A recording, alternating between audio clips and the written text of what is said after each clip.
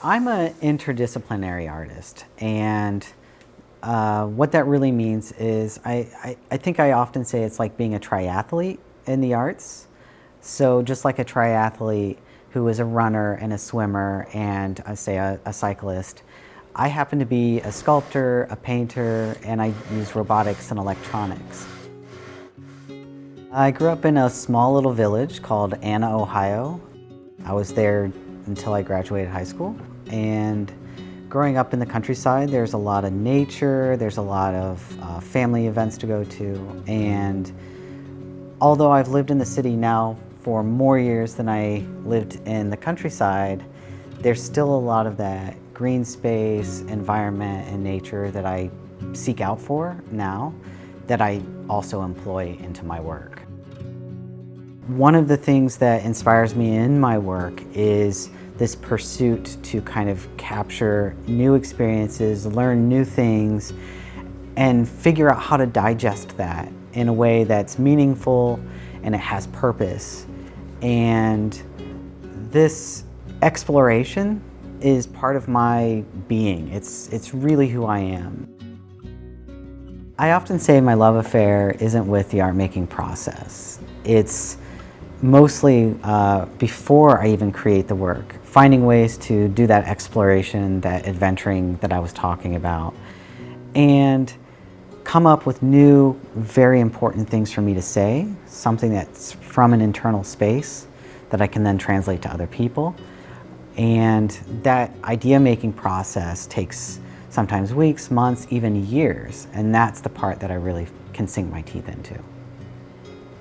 What I'm working on right now is a interactive sound installation, and it's a few stylized, I call them tree trunks, made out of wood, and they have speakers in them, and there's a little microcontroller that will feed sound samples that I've taken from all over the world to these speakers, and anytime someone walks by it, it will be activated and play these sounds. Anything that you see here in green, those are called comments, and that's just the notation that I write myself as I'm creating this code. And this is all open sourced, so part of the learning platform that has been able to teach me so well on how to use this is a community of people that share and trade codes. But this is basically the code that runs this music player, and it's set to send random signals to this anytime there's motion that activates it. There's plenty of times where I'm out in a really special place and it just sounds different than my normal day-to-day event. And I found so much pleasure from those moments that it dawned on me that it would be nice to share those as well. I started doing recordings of sounds in nature, and I could get about 60 seconds of recording before an airplane or a motorcycle or some external sound just really flooded. My sounds when I would go home were just so rampant with external sounds, and I figured out that that's how I'm hearing it also. While I'm in the woods, it's not as enjoyable if there's, a huge noise that goes by. And I wanted to take something that was sort of a negative stimulus and figure out how to make a positive piece out of it, because I'm not a very negative person.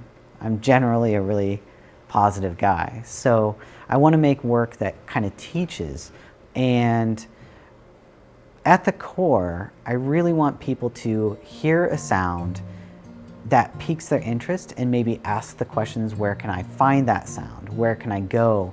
And start to get people into those strange places. And it's an invitation to anyone that hears the sounds to be curious, to be explorative, and to go to new places. I went to Italy as part of the sound recording. We all have seen pictures of what the Sistine Chapel looks like. Well, what does the Sistine Chapel sound like? What does a woods in Ohio sound like compared to a woods in Germany? What does a creek sound like versus a river? These are all things that I compute on a day-to-day basis. These are things that I pay attention to. Right now I'm listening for a little bit of the water trickling from the stream here, and then I can hear just a little bit of birds in the background. So there's kind of like this layer of crystallized water waves with a little bit of bird sounds. Part of the experience is just sitting down and kind of enjoying the space too. I don't want it to feel like work, you know?